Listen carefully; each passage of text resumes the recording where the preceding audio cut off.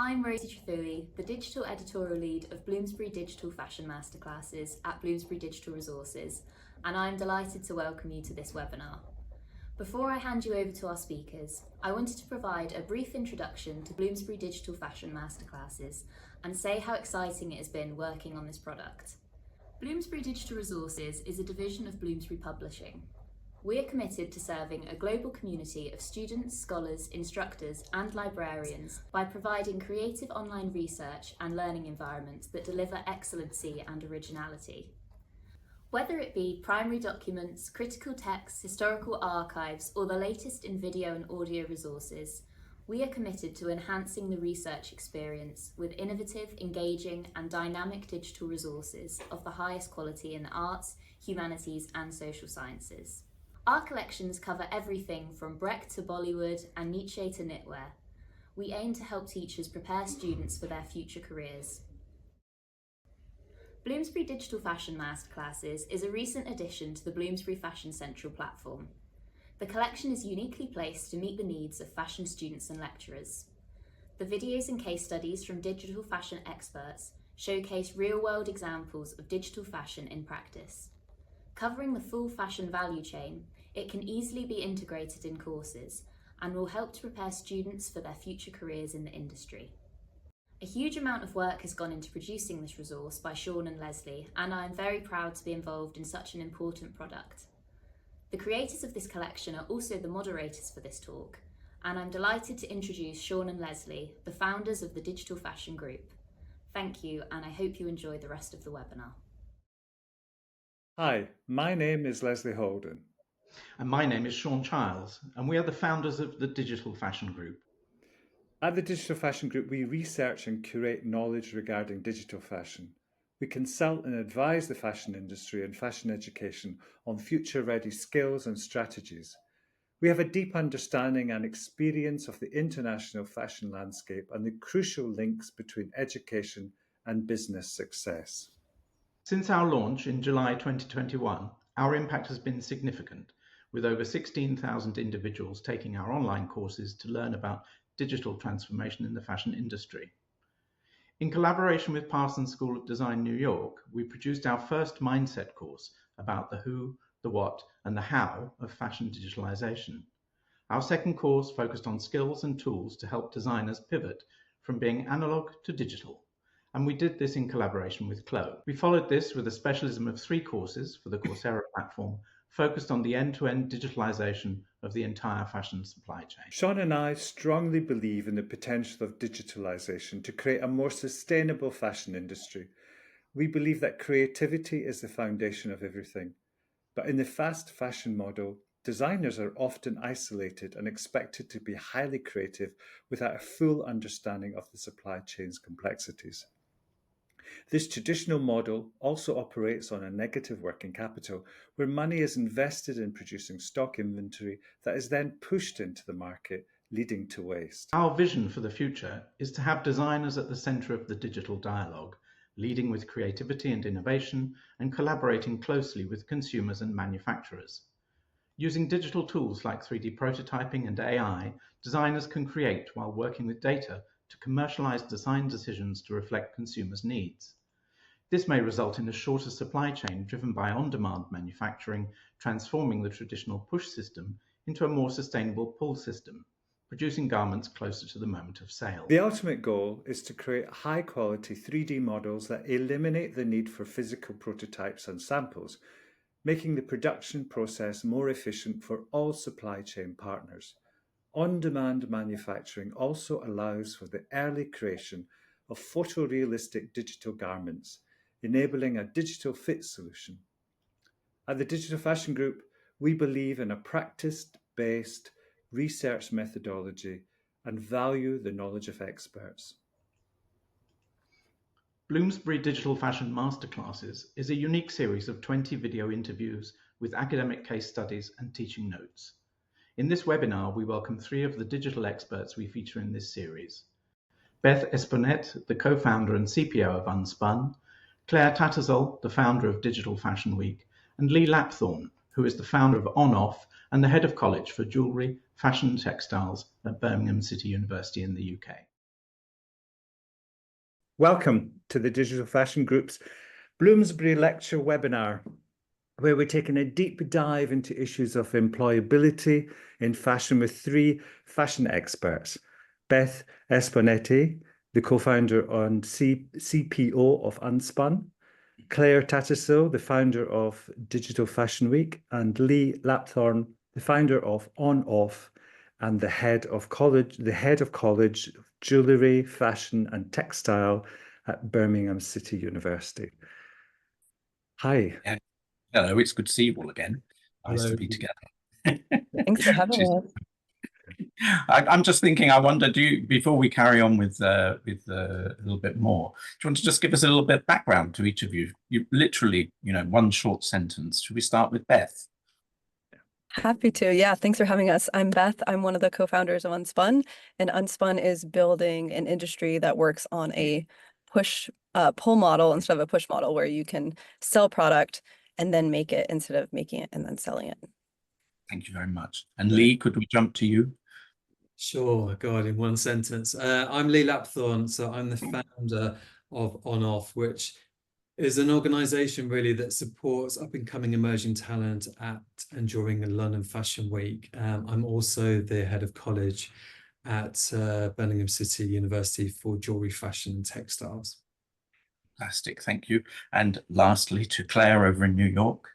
Hi, I'm Clare Tattersall, the founder of Digital Fashion Week, an event platform bringing together creatives and innovators under the three pillars of thought leadership, innovation, and creativity, and shedding a light on what is possible in the fashion industry. Thanks so much. It's a fantastic panel, and it's so great that you were able to be part of the Digital Fashion Masterclasses. It's really good. Thank you.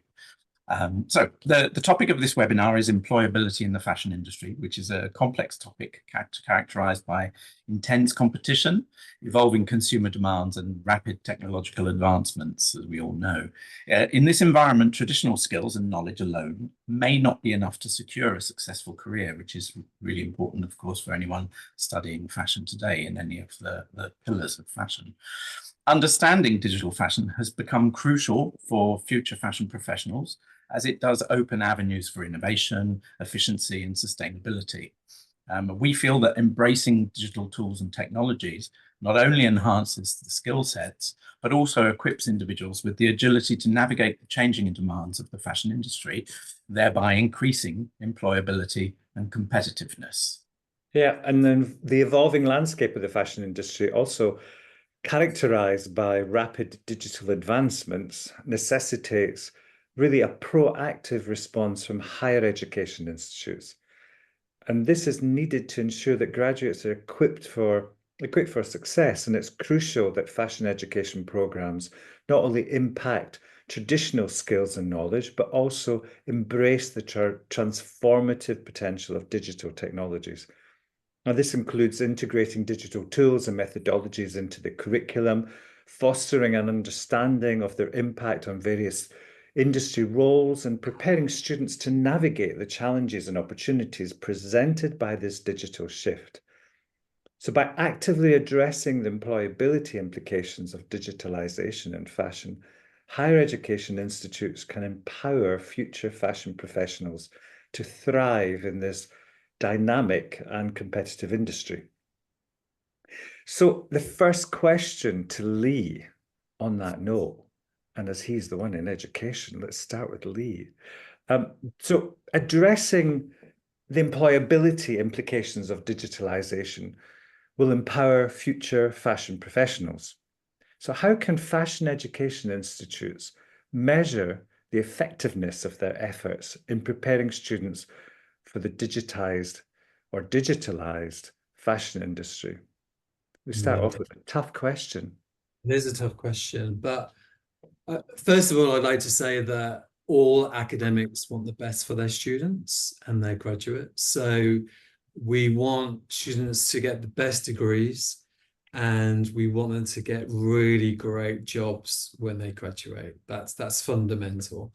So as part of that, gaining key digital skills is going to enhance their chances of employment. 80% of fashion retail companies are now opting to use garment simulation to communicate design ideas. So it's really important that we can educate our learners and give them those key skills that is necessary for them to, as you said, get ahead of the game and be employable upon graduation. And I think also that 3D digital design has played a pivotal role in bridging the gap between communicating designs with manufacturers and consumers as well. So it's not just fashion students that are learning to use these clothes 3Ds or this software, this 3D software. It's also fashion promotion students, fashion business students who are gaining a knowledge and an understanding of how they can promote their ideas to a wider audience and really communicate in their own world their ideas and their ambitions for their designs. So, you know, we have to make sure that we are giving those opportunities to all of our students to equip them in the world ahead that they face. I think digital fashion jobs, the vacancies that I've looked at recently that are advertised across the sector are all international as well. So it's a great opportunity for any graduate who wants to travel, because there's lots of employment out there. It's an international you know, opportunity for graduates who have the knowledge in digital technologies. And you know, we live in a digital world, as we all know. So 3D design is as relevant now as Photoshop was and Illustrator was 30 years ago. Yeah, absolutely. They're very interesting developments in 3D design and engagement with 3D worlds. I think that's something we've seen over the last few years. And one of the things you talked about there, Lee, was actually the fact that the digital element goes across the different pillars of fashion. You know, we have fashion design, fashion management, if you like, and fashion branding or fashion marketing. These are kind of the three key pillars. Do you see that as being something that starts to pull together a different approach to how a brand or how fashion design works through a brand to the consumer at the end and in the education context? Yeah, I mean, I think they come hand in hand. I think, you know, one of the most successful opportunities that we gave a student was actually a fashion promotion student who was interested in clothes 3D. And he was just really playing with the software, and he was fascinated by a street brand on Instagram. And he just started to self-taught through clothes 3D and to recreate their designs that he saw on Instagram, and then presented it back to their brand. And he got employed by this brand while he was still studying. And you know, it just shows the power of a tool, digitalization, you know, a digital tool that can really enhance the way that you're communicating your skill set as well.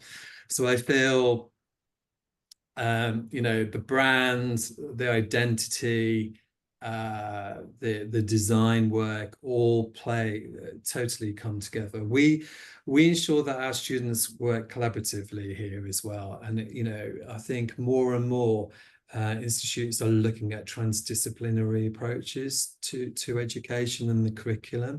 So we're making sure that we're building curriculums at the moment that are common, so that students can move and work with different you know, different courses and different students within the School of Fashion and Textiles, but outside of that school as well, so that they really are, you know, it's more of a collaborative approach to design, and having those digital skills allows you to do that, because it allows stronger communication. Yeah, thank you. So that's great, really interesting. Okay, I'll move on to a question for Beth. That is preparing students to navigate the challenges and opportunities of digitalization. brings with it specific challenges that fashion education should address. And I know you, apart from your involvement with brand and product and fantastic developments in 3D fabric and the whole thing and sizing and everything, that you're involved and have been involved in the education side. So you have a lot of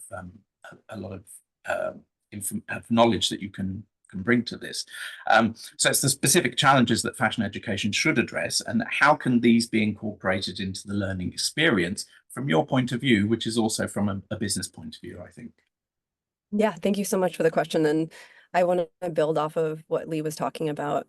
I mean, we're all here because of digitization and for making the world that's very physical, virtual for a lot of efficiency reasons, a lot of communication reasons, just a number of reasons. But I want to emphasize how fast things have changed. So when I was school, I graduated from undergrad in 2010, we learned Optitex. And since then, there have been a number of changes in sort of what brands, even the number of brands we work with, they've probably changed 3 times which 3D software that they use, despite how slow we think a lot of them are to make change.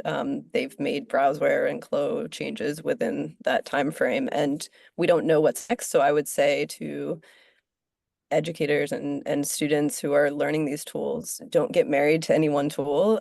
Definitely learn as deep as you can, but try to think higher level about, you know, why are you making the choices that you're making, and then how can that maybe be applied to another software, or maybe learn 2 softwares at the same time, and you can start to see where there are overlaps and see how things evolve. But something else that Lee brought up is that we shouldn't work in silos. I think that the fashion industry, at least in the education world, has been extremely focused. I love focus. I think you can really get stuff done that way. But in how fast the world is changing, we can't just be heads down in the fashion industry. And I think that's one of the reasons that Unspun exists is we wanted to kind of fix the sewing machine, if you will. Like, the sewing machine is an amazing tool. We really admire it, but it has led to a lot of problems because of how manual it is. And so we still rely on this manual labor. I think one problem is, like, we've just been so heads down on how we manufacture. So backing out and saying, why do we have to do it this way? Let's learn from other industries, I think has helped us a lot. So when I was an undergrad, I loved my program because it was called Fiber Science and Apparel Design. They've changed the name since then, of course, but what they did was they took the fashion industry and then they broke it into facets. So it'd be like anthropology, looking at fashion, sociology, you know, psychology, polymer science, business, design, and art, like all those things, but through the fashion industry, like looking at the fashion industry. So I felt like when I graduated, I really understood the industry. But what I was lacking was just knowledge of how does everyone else do this, and that it was only kind of curiosity outside of work and school that led to learning those other things. But I think, kind of to Lee's point, like, step outside. Oops, my gosh, of course, right in the middle. Step outside of your kind of silos that the might have been formed. And then I think one more thing to just point out is that technology is amazing, but if we don't know the fundamentals, we kind of just get locked into it's like, you know, if you were born today and you only use Google Maps, you're never gonna, if you don't have that tool, you don't know how to do it. And then you also might not know as well how to kind of disrupt that or go back to just the fundamentals and the basics. So those are my little tidbits of advice.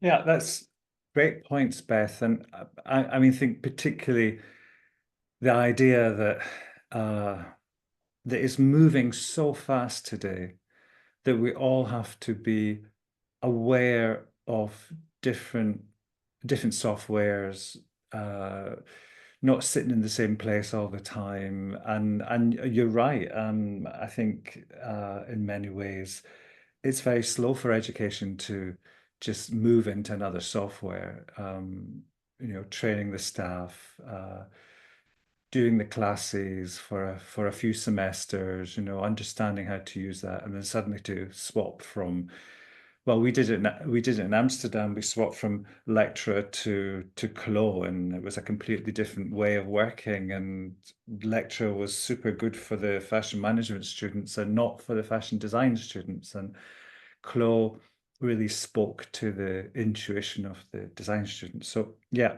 really important to keep on moving and keep on understanding and learning as much as you possibly can. Really good point. And Claire,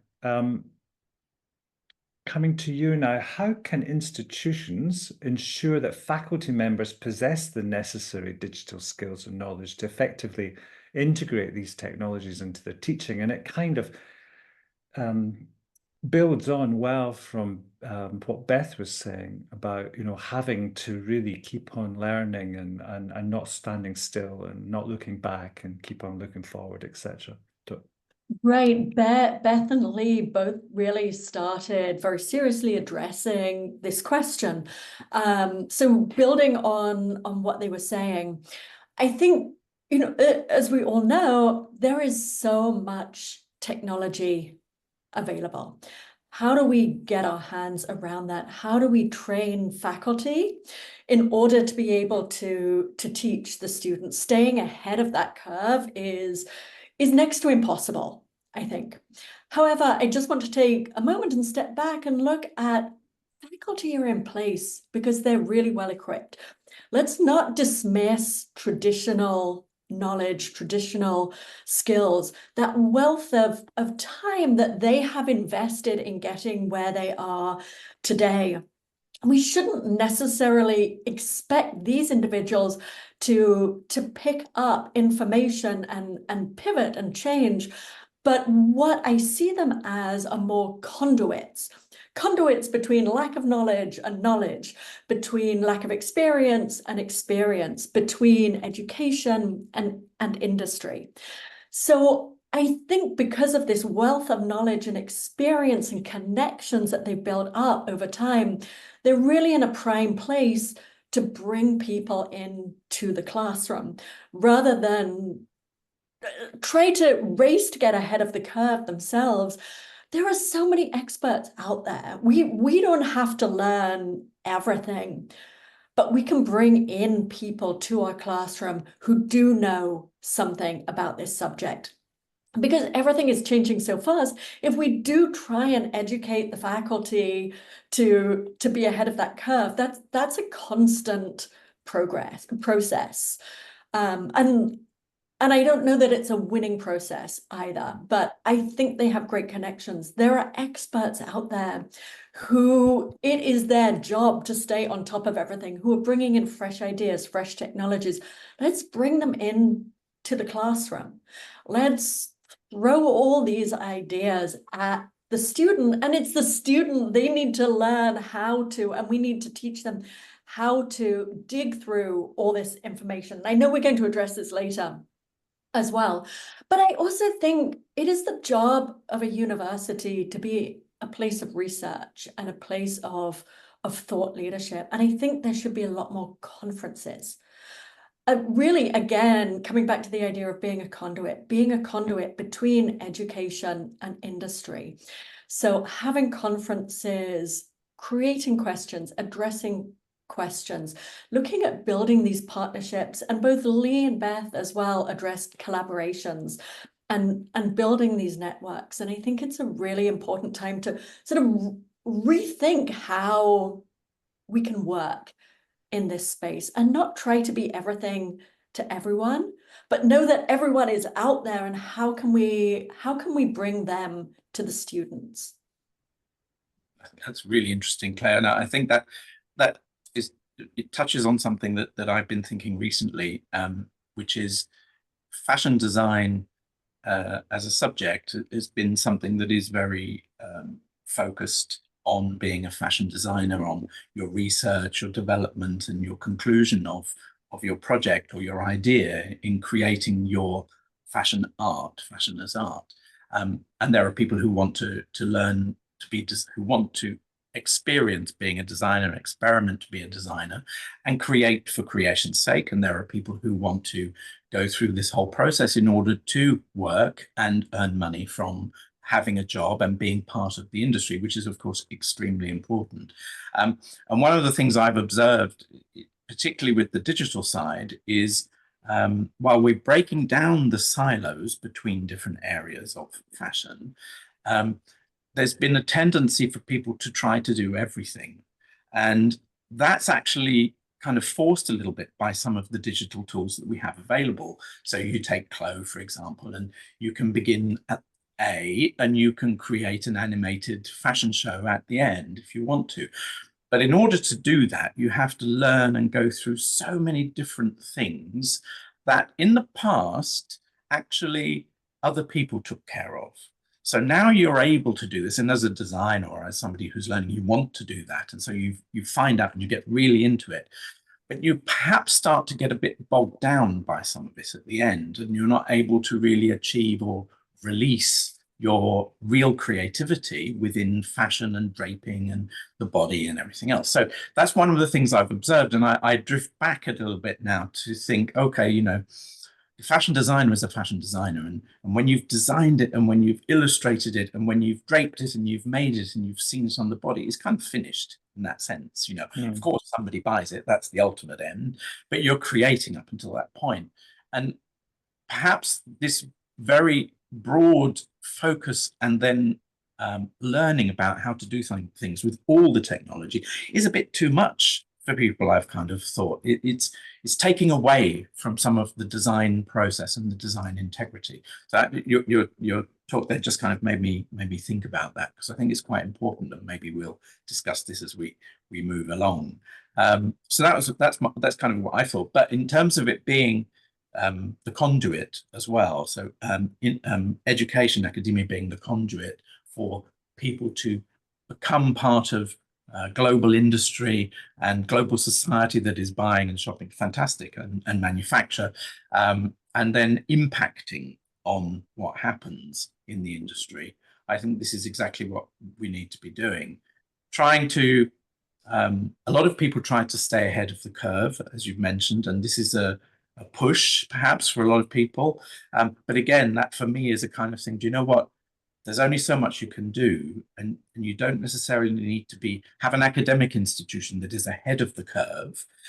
Your students can push the curve, and your students can experiment with everything that you put in front of them, all the tools, and of course, all the extremely valuable experience and knowledge of the faculty, which is, you know, one of the things we kind of get lost in all of this in the digital conversation, I think. I'll move on to a question for Lee. Sorry, I babbled on there. That hit a point I was thinking about already. So Lee, we'll move on to you. And It was of course interesting. It was really interesting. You carry on babbling. It was good. Thank you. Thank you. And we mustn't lose sight of the fact, Lee, that apart from you know, your work at Birmingham at the university, you are on-off, which is, you know, a major creative force in London Fashion Week scene, and has been for some time, and in bringing young designers together. And you've worked digitally with many of those designers over the last 10 years, I believe, or, you know, perhaps more. So it's an important thing we have to remember in this. People can start to think, oh, that's somebody who's just involved in academia, or that's somebody who just does this, and, you know, whatever. But it's important that you have these different hats. So anyway, our question now for you, Lee, is how can fashion education institutions collaborate with industry partners to ensure that the curriculum remains aligned with the evolving demands of the job market? Sure, and I'll answer that, and I'll come back to something that you spoke about previously as well, if I may. But we've just actually validated a new course, an MSc sportswear course, and it took 2 years of research and development to create that course. And we were talking really closely with industry, partly to ensure that, you know, there was a need for this course, and also to make sure that when we start build the curriculum, that we put all the right components in. And this course is unique because it sits in the fashion department, but also in our health department as well. And we're talking about transdisciplinary approaches, and, you know, and how important that is in industry at the moment. So we work directly with industry. So I believe that all successful courses that I know that are run, particularly in the UK, are managed by teams that are really agile, that reflect on their course development and the student experience almost, all the time, particularly at the end of each semester or term. And they are ensuring that they're adapting, that they're changing, and that they're working directly with industry, but also checking in on the student experience. And I think those courses that are agile and that keeping up to date with new technology and are directly linked to industry are the ones that are really succeeding and are getting great graduate outcomes. And the outcome of their work is truly, truly fantastic. So I think it's a given now that you have to work, almost align yourself with industry. And if it's an industry innovator, that's fantastic. And Claire's, mentioned that there's only so much that we can teach students. As with all the technology moving, we learn one software and then it changes, or a different software comes in. But I think it's about keeping abreast of industry, keeping connected with industry, bringing in those key partners who are specialists in their field that can come in, talk to the students, create live projects, even better. So it's about the student experience and that we offer real life situations for our students. So they feel really equipped, not only in the skills, the hard skills that we need to give them, but also the soft skills, so that they learn how to communicate with industry. So therefore, it's not alien to them when they go into work experience. And that's another key thing for us, is we do expect all of our students to go into industry and have work experience at level 5. And that also gives us that connection to industry, that we're constantly talking to those employers and those future employers to make sure that we are delivering what we need to for the students and offering them what will give them the best opportunity for when they graduate. Yeah, and that's going to come back another thing you on were the going to say. point. Sorry, I was going to come back on the point that you were talking about working in silo, and that everybody does everything, but actually it takes me back to 30 years when I graduated, where designers did do everything. They did. There wasn't such a thing as a stylist then, an art director, a brand director. It was a designer working with a few key people, a muse maybe, who was driving the brand forward. And I think that in this age, that doesn't exist really anymore, as you said. No. We have to collaborate, we have to work with others, but we kind of have to have an understanding of those roles, and we have to have a brief understanding of what those roles can bring to the table, so that we are able to open up to others to come and help and support us. And that's really important. And I think that's really what Beth's been talking about as well, is being open to creatives, other creatives that can come in to help and support you. And of course, research is really important for universities. So researching into how the industry is developing and where it's going and how it can go that way. And I mean, I think that's great that universities are keeping up with industry. I think it's great that universities are having collaborations with industry, but I also think it's really important for universities to think, what is the future of this industry, with all the information we've got in front of us now, with all the research that's being done, and how much universities have to research and have to produce research. And what we really believe in the Digital Fashion Group is that the future work of a designer is going to be quite different than it is now, as it is now quite different than it was 30 years ago, of course.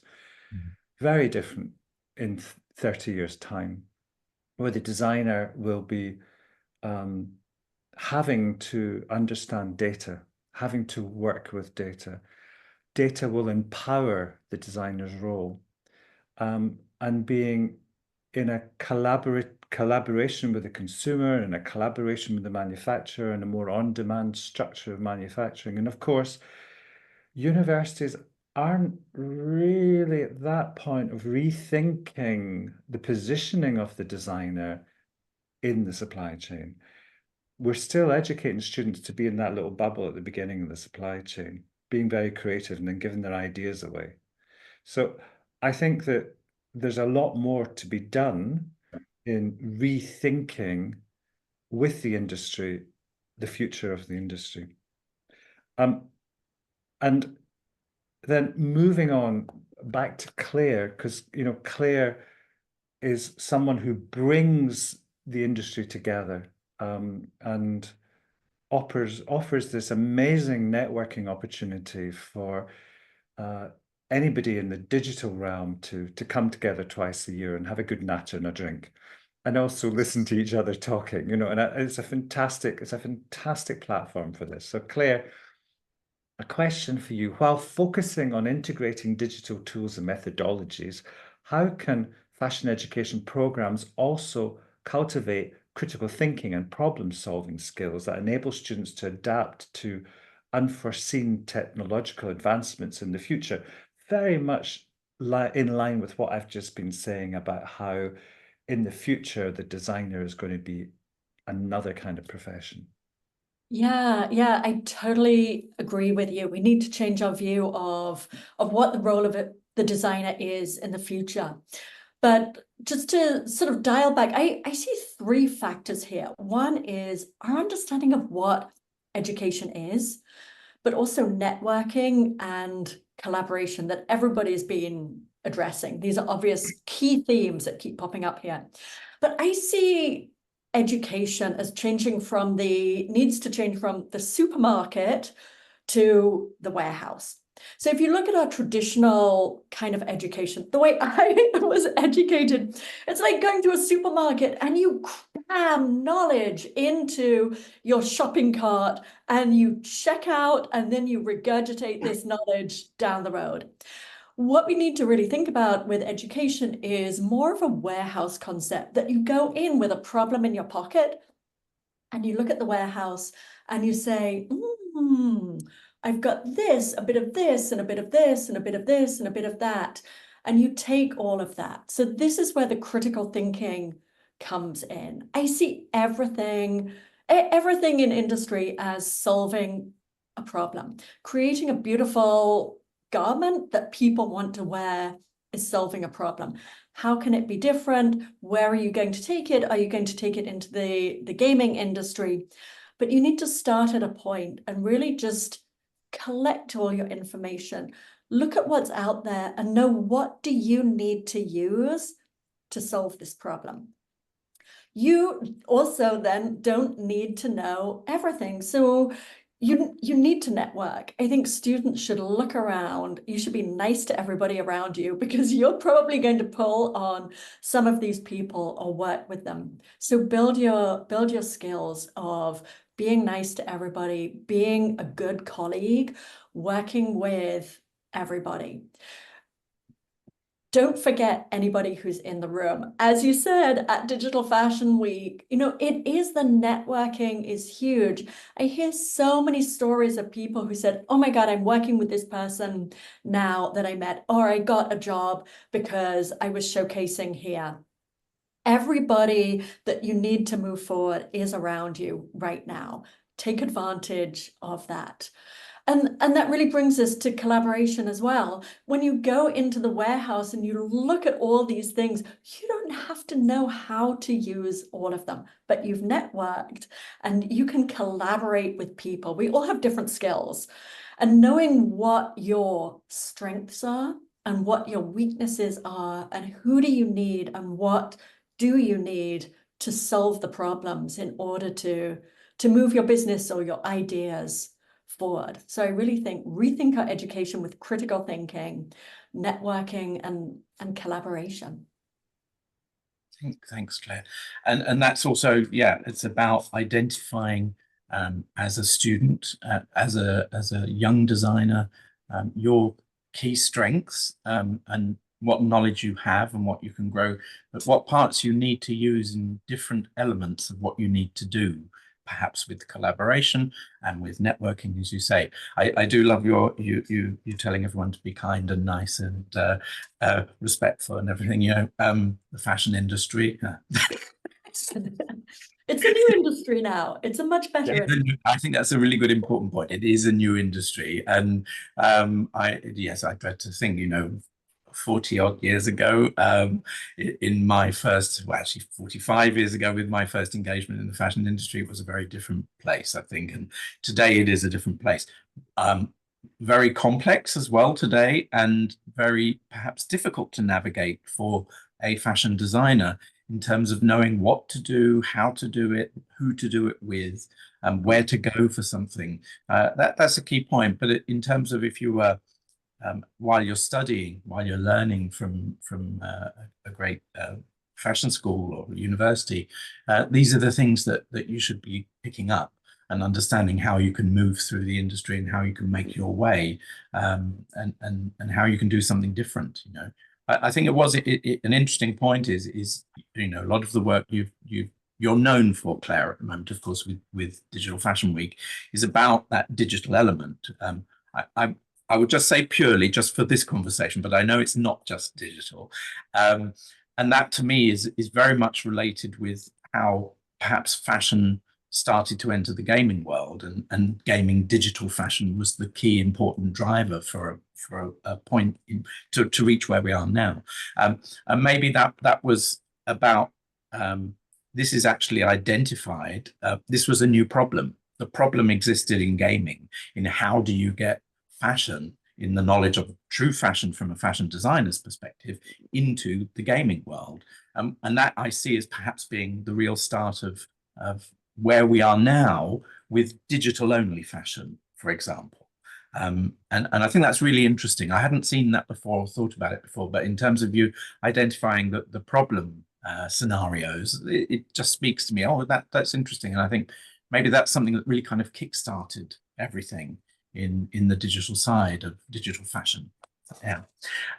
Okay, we're moving on to the last planned question for Beth. And that is, beyond technical skills, it leads on, of course, from everything we're talking about, and very nicely from what we just talked about with Clare. Beyond technical skills, what other soft skills or attributes are crucial for fashion professionals to succeed in the digital age, and how can these be fostered within fashion education programs? Yeah, that really does segment perfectly from what Clare was talking about. I think as AI kind of starts to take over, or technology really does start to take over our lives, at least. And what we hope at Unspun is that manufacturing becomes closer to all of the consumers again, where we localize manufacturing. Just as things change in the world, I think it actually becomes more important to be human and to, building off of what Clare was talking about, be nice, be empathetic, really understand where people are coming from, and stepping forward and saying, like, getting good at understanding how to help people. And as you'll notice, I've noticed this, especially just in the startup world, as you become helpful to others, they want to help you even more. And it's just this compounding thing. And it's really amazing to see. We've seen it a lot among startup founders, and we've seen it a lot between founders and investors, just trying to pick each other up, because we all know kind of the challenges that we're going through. And it's similar in digital fashion as well. Like anything that's emerging, you're all going through a challenge together. You should all commiserate and pick each other up. So I think that's an incredibly important skill. And then understanding that teaching is actually like probably the best way to learn. I remember when I was teaching CAD, just like product design CAD, more like SolidWorks in college, I was learning a week before I was teaching it, but I learned it so much faster than if I had gone and done this in a class by myself. And then I noticed that students who also were teaching their fellow classmates, like, they turn and teach it, those ones were moving faster than the other students. So teaching, I think, is incredibly important. And that goes back to how can I help the people around me? And it really does just pick you up. And I think, understanding that, and then knowing that there are ways beyond university that are trying to, like, there's so many amazing schools out there. It's hard to know how the industry can kind of connect with those schools. So going back to like what Lee was talking about, I just want to plug a couple of groups that I'm associated with who try to make it a little easier to consolidate students and universities, connecting them to consolidating like brands. So one is Arts Thread. They do a competition every year. It's huge. I think they got 5,000 applications this year. Another one is the Mills Fabrica. And there are a number of competitions like this that I think are incredible for, not having to go just like, Gucci to Parsons, like you can kind of consolidate a number of those. So I think looking out for those, and just to kind of tag on to what Lee was talking about, but just to tie it up, I think, yeah, being human, there's nothing novel about that. Like that's true of our species in general. And you go back millennia, and that's like how we've done well for ourselves. Yeah, great comments. And just to kind of round up on what you've just said, but also to round up on what you've all been saying, I've taken some notes here, and there's a really interesting thread running through everything that you've said together. It's almost like you rehearsed this together. So universities, Lee talked about how universities are moving on into 3D, and the universities are keeping up to date, but the ones that are really keeping up to date and really on top of it are the ones that are seen to be succeeding now, which is good to hear. And Beth, you were talking about keeping on moving and being human and being empathetic and understanding how to navigate this new world, and that industry has to also connect with schools and also work out how that relationship should continue.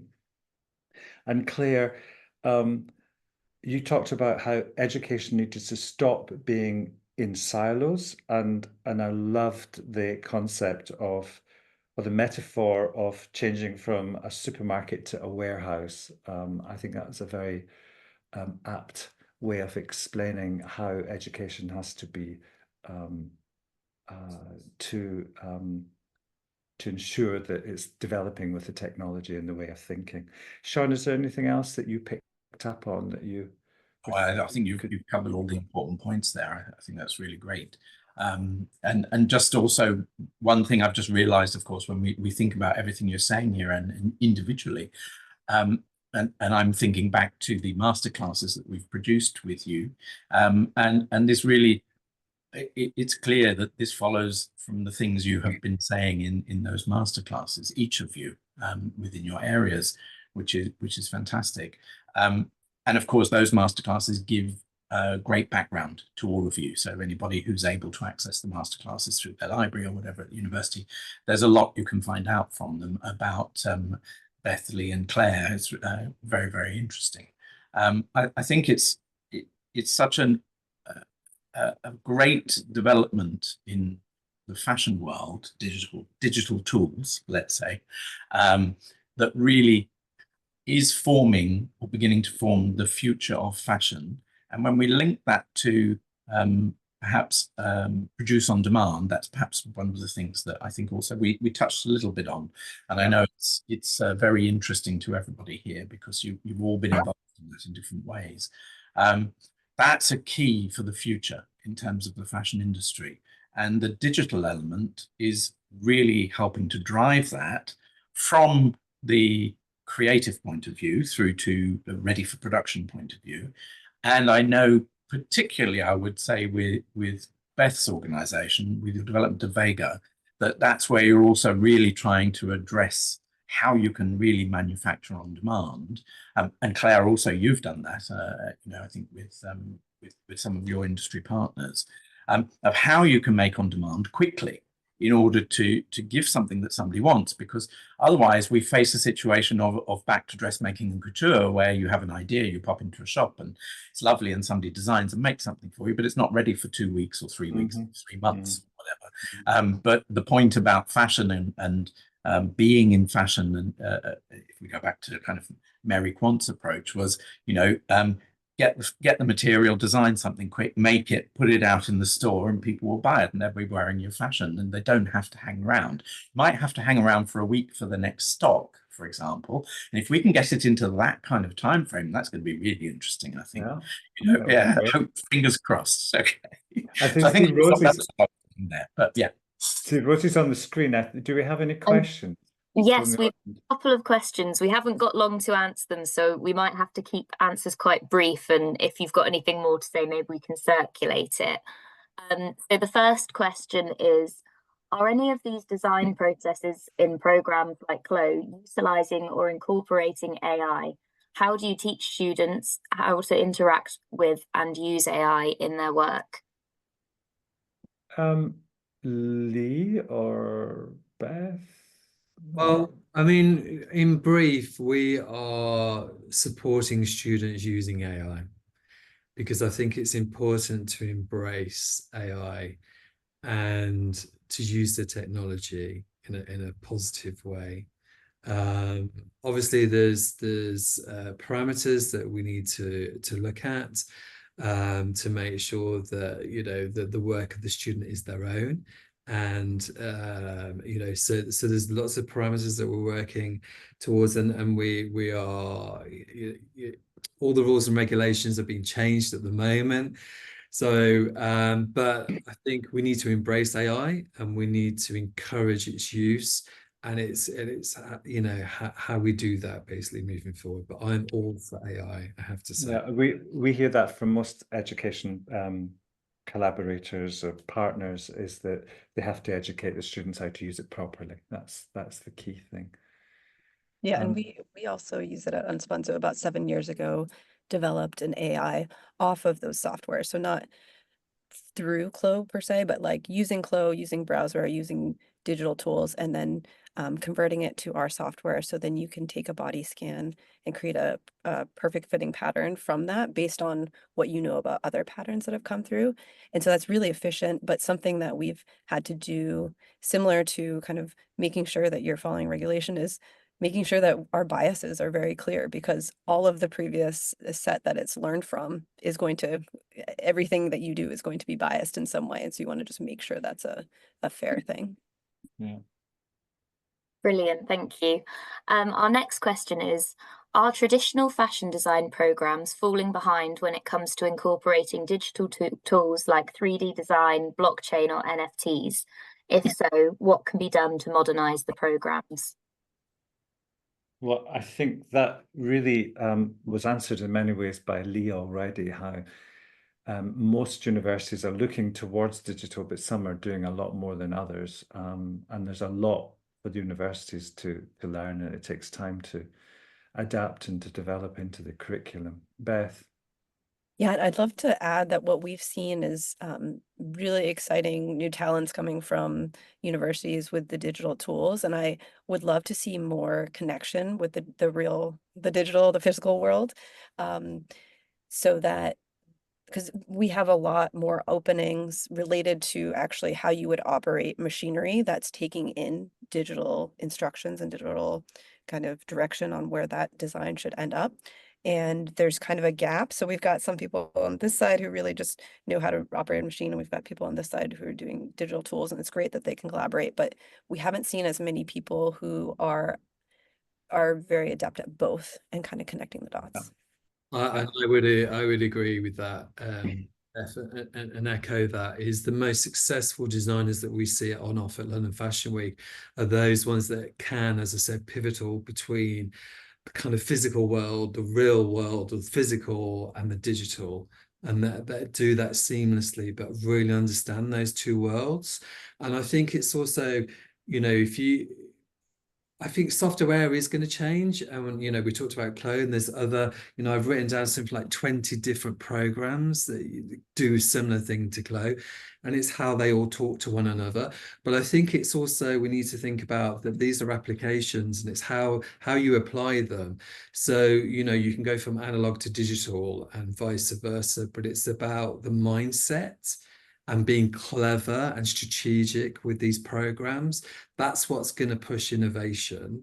So it's not the programs themselves, but it's how we use them. So previously in on-off, we did something where we did this live avatar presentation, and Leslie was there and part of that program, and Sean was as well. And there was nothing, it was groundbreaking in a way, but it was just using the technology that already exists that other people had used, but it was the way that we presented it, new to London Fashion Week, which was kind of groundbreaking. So, just keep that in mind as well. I don't think it matters how clunky these programs become necessarily, because we don't all have an endless budget where we can just buy different software and change, as the industry is changing. But we can adapt and we can use the what we've got. Creativity will come to the forth. And Claire, Thank you've you. had a lot of collaboration with Chloe. Is there anything you want to add in here? Yeah, I mean, in terms of AI and how we can integrate it, yes, I think Chloe is an amazing starting point. And it's sort of a language that can take you through all these different processes, whether you're going to go to production, whether you're going to go to on-demand production, or whether you're going to take it into Sandbox or create a virtual showroom using Unreal Engine. But I do think something that we need to really remember that everybody said is creativity is at the base of it. I think AI is teaching us really what makes us human. And we are in control of the situation. So it's dependent on how we want to use it. So rather than looking perhaps as a student, is AI going to take my job? Is how can I use AI to make myself more efficient and make myself do everything better? Rosie, I think Thank you. time up? Do we have time for another question? We might have time for one final question and then Okay. we'll wrap things up. So I know that the panel mentioned getting businesses into universities to talk to students. Someone has asked, what sources of funding do you recommend applying for to compensate guest speakers? Has anybody got any advice on that at all? So my experience is a lot of speakers want to talk to students. Students are the future, they are future influencers. So if you are in the tech industry and you talk to students, you get students on board with your particular technology, they will take that knowledge with them wherever they go. I think there are a lot of people in industry who are always happy to talk to students. Without Yeah, I would agree. I think there's a lot of people out there that would offer their time for free if you make it easy for them, make it an online seminar or webinar like this, and and reach out to them and have that connection with them, so that you find that connection with a designer or a manufacturer that you want. There's a purposeful moment to kind of inviting them. Otherwise, we have a very small budget and we maximize it. So we always invite guest speakers who can speak to all of our students across the board. And, so we maximize every opportunity that we'd have when we do get guest speakers in. Thank you. And for any questions that have been unanswered, we'll create a Google document that will circulate after the event to anybody that has submitted a question that hasn't been answered yet. But I think probably it's time to wrap things up. So I just wanted to conclude the webinar by saying what a wonderful discussion this has been. And I'm delighted myself to have been able to learn more about digital fashion and how it can increase the employability of fashion students. I'd like to say a huge thank you to Sean and Leslie, and as well as our three amazing panelists, Claire, Lee and Beth. Thank you so much for coming today. I'd also like to thank Alice and Caitlin, who are from our marketing team at Bloomsbury, who have been working behind the teams to ensure that this webinar ran so smoothly. And thank you to all of you, lastly, for attending this webinar for Bloomsbury Digital Fashion Masterclasses. I really hope that you've enjoyed the event, and I really encourage you to discover this fantastic new resource on digital fashion studies. You can do so by scanning the QR code on the following screen, which Alice will put up in a minute, to find out more about Bloomsbury Digital Fashion Masterclasses and how to contact your local Bloomsbury representative for a free trial for your institution.